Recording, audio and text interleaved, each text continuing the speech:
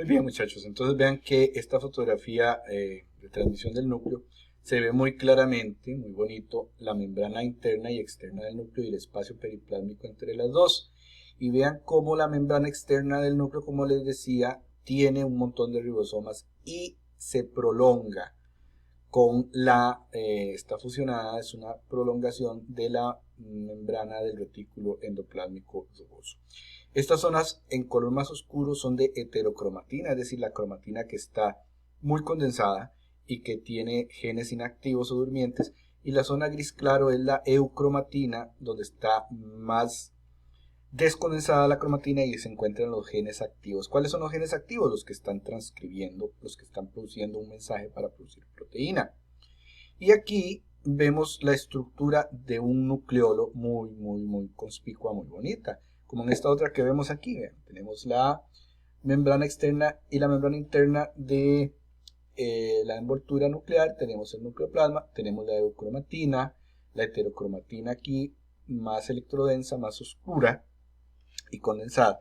Y vean que el nucleolo tiene tres partes principales: la pars fibrosa o parte fibrosa, la pars granulosa o parte granulocítica y la pars amorfa, que en realidad se llama NOR o centro de organización del nucleolo, que ya lo vamos a mencionar en qué consiste. Dijimos que los complejos de poros nucleares eran complicados, tenían un montón de proteínas ahí y regulan el paso de moléculas entre el citoplasma y el nucleoplasma. De hecho, el complejo de poro nuclear, ¿verdad?, es como un barril, ¿verdad?, de nucleoporinas. Y vean que tiene tanto fibras que dan hacia el citoplasma de la célula como una canasta, un tipo de canasta de proteínas que se forma desde el anillo nuclear hasta el anillo terminal. Esto se llama canasta o jaula del complejo de poro y está adentro del nucleoplasma. Este esquema se los pongo aquí, no vamos a entrar en más detalle, pero para que vean que las nucleoporinas y otras proteínas, importinas, exportinas y otras son las que llevan a cabo esta función de transporte entre el núcleo y el citoplasma. Es decir, que los complejos del poro nuclear no son un hueco por ahí, por eso se llaman complejos. Vean que tienen una forma de canasta, aquí se ven muy bonitos en microscopía de transmisión. Bueno, el nucleolo, entonces, decíamos, tiene tres partes: la pars fibrosa, PF, pars granulosa, PG, y el complejo organizador del nucleolo, o NO. En realidad, en este NO, complejo NOR, centro organizador del nucleolo, hay partes de 10 cromosomas en el caso del ser humano. Estoy hablando específicamente del ser humano. 10 cromosomas forman ahí el NOR. Y entonces ahí está el DNA que da origen a los ribosomas. Ese DNA, esos genes se llaman rDNA. Él está aquí. Mientras que en la parte fibrosa o PF están las moléculas que se van formando a partir de estos genes. ¿Quién se forma a partir del DNA? El RNA. En este caso el RNA de los ribosomas, o RNA-R. rRNA está aquí en la parte fibrosa. Y en la parte granulosa es cuando ya este rRNA se ha unido con proteínas ribosomales para formar las subunidades del ribosoma. Entonces, como son como granulitos, cada subunidad se llama pars granulosa. Entonces, ¿dónde se forman los ribosomas? En el nucleolo. Los ribosomas tienen dos partes: la parte menor y la subunidad menor y la subunidad mayor. Ellas se forman aquí en el nucleolo, pero no se unen.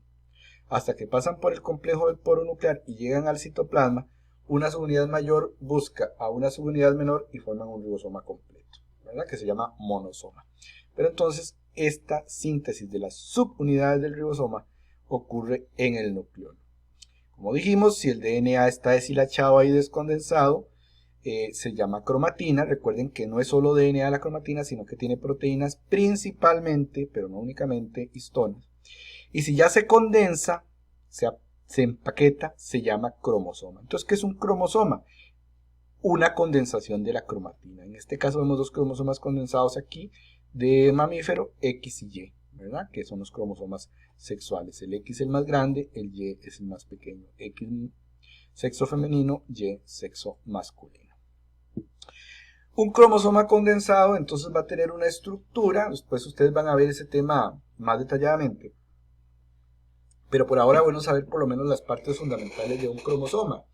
Entonces tenemos que el cromosoma condensado van a ser dos cromosomas hermanos condensados, pero esto se llama un bivalente porque tiene dos mitades. Cada mitad se llama cromátide. Y entonces las cromátides tienen un centrómero, que es donde se une el cromosoma con el uso acromático durante la división celular. ¿Cómo se unen? Porque los microtúbulos del citoesqueleto vienen y se unen a una placa de proteínas que se llama cinetócoro. El cinetócoro está pegado con el centrómero. Luego están los brazos de los cromosomas, ¿verdad? Que normalmente si el cromosoma es metacéntrico o submetacéntrico, vamos a tener un brazo pequeño o P de petit y un brazo largo o Q. El brazo largo se llama Q. Repito, en los cromosomas que tienen esta morfología, porque hay varias morfologías cromosómicas. Luego, donde está el centrómero se llama constricción primaria. Hay muchos cromosomas que pueden tener constricciones secundarias. Si tienen constricciones secundarias, se forma una pequeña borla a la que llamamos satélite. Entonces, si hay una constricción secundaria, hay un satélite. Haya satélites o no, la parte terminal del brazo de un cromosoma se llama telómero. Entonces, repito. Cromosoma como elementos básicos tiene centrómero, cromátides o brazos de los cromosomas P y Q, constricción primaria, constricción secundaria, satélites y la punta sería el telómero. En la constricción primaria se encuentra el cinetócoro, que es un grupo de proteínas que sirven para que el cromosoma se amarre a los microtúbulos del citoesqueleto durante la división celular, que puede ser mitosis o meiosis. Aquí vemos que ese citoesqueleto es una maraña de proteínas que le da forma y movilidad a la célula, incluso para la contracción o la movilidad de las células que hagan estas funciones. El citoesqueleto es un conjunto de proteínas entonces y está formado por tres grupos principales de proteínas. Los microfilamentos, que son los más delgaditos, miden de 6, 7, 8 nanómetros, y eso a la menos 9 metros de ancho, ¿verdad? Están formados por una proteína que se llama actina. Luego están los más gorditos, que se llaman microtúbulos, que están formados de una proteína que se llama tubulina. Estamos hablando en eucariontes. Y esos miden 25-26 nanómetros de grosor, son los más gorditos. En medio de los dos hay un conjunto de proteínas que se van a llamar filamentos intermedios. ¿Por qué filamentos intermedios? Porque ellos van a medir algo intermedio entre el microfilamento de actina y el microtúbulo. Entonces van a medir cosas como 9, 10, 12, 14 nanómetros de ancho. Entonces van a medir filamentos intermedios. Y una cuestión importante es que mientras los microfilamentos son siempre de actina y los microtúbulos son siempre de tubulina, los filamentos intermedios pueden tener diferentes proteínas dependiendo del tejido, del tipo de célula del que estemos hablando. Ese citoesqueleto va a dar función de sostén y de forma a las células, por ejemplo, a las células animales que no tienen pared celular, y va a permitir además que se desplacen los organelos citoplásmicos. Vean que las mitocondrias, las vacuolas y demás van a caminar sobre los microtúbulos del citoesqueleto gracias a proteínas motoras. Obviamente también tenemos proteínas, ya no las llamamos citoesqueleto, pero son equivalentes en el núcleo para darle forma y sostén al núcleo, ahora la llamamos láminas nucleares, un tipo de filamento intermedio.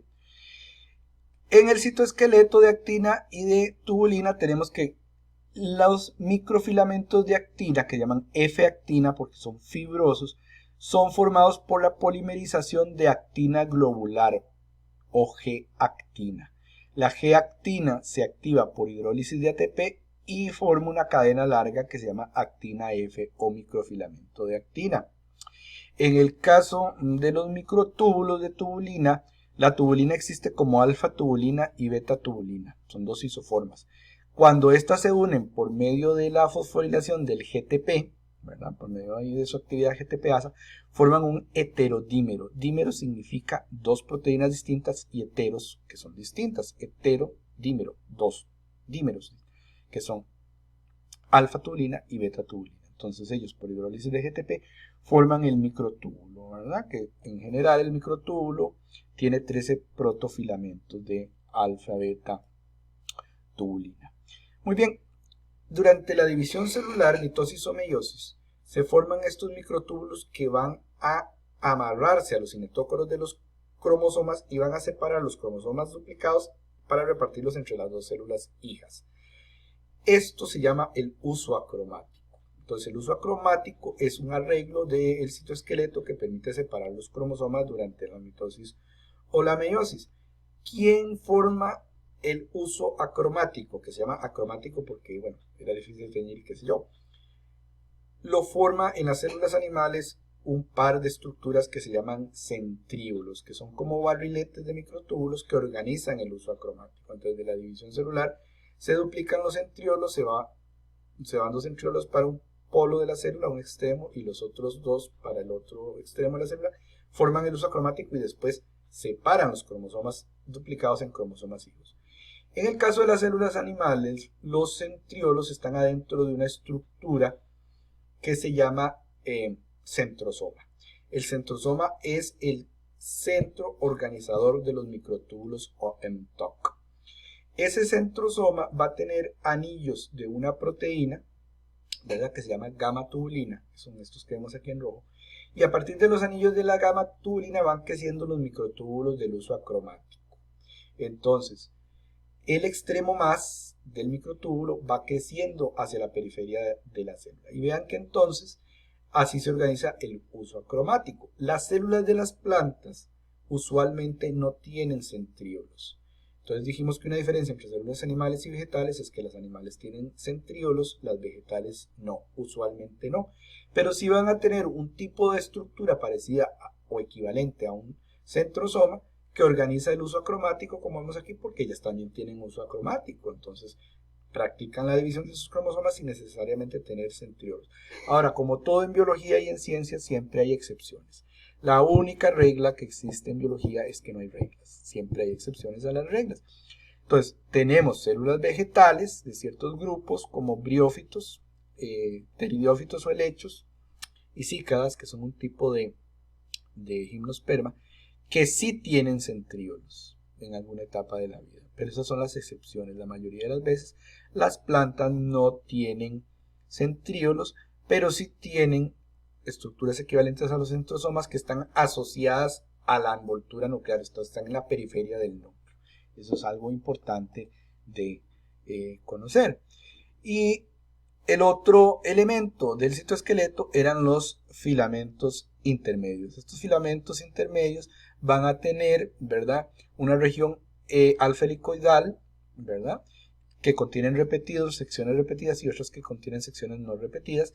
Van a tener un extremo amino y un extremo carboxilo. Pero, aunque ellas tienen esa estructura y se organizan, ¿verdad?, por ejemplo, cada filamento intermedio forma dímeros que forman tetrámeros, que forman inclusive hasta octámeros para formar el filamento intermedio. Va a cambiar de tipo en tipo celular qué tipo de proteína forma el filamento intermedio. Entonces, por ejemplo, desminas forman los filamentos intermedios en los músculos, ¿verdad? Forman las miofirillas de los músculos. Los filamentos gliales son las proteínas intermedias, filamento intermedio que encontramos en las células gliales, que son células que sirven para ayudar a las neuronas, por ejemplo, para formar la barrera hematoencefálica. Las bimentinas son los filamentos intermedios de los fibroblastos, leucocitos y otras células del sistema circulatorio, como las células endoteliales. Los neurofilamentos son los filamentos intermedios de las neuronas, que son las células del sistema nervioso y ayudan en el transporte axonal, es decir, el transporte de neurotransmisores en estas células. Y las lamininas son los filamentos intermedios de la envoltura nuclear, que están debajo de la envoltura nuclear, sirven para dar forma y sostén al núcleo. Entonces, repito el concepto.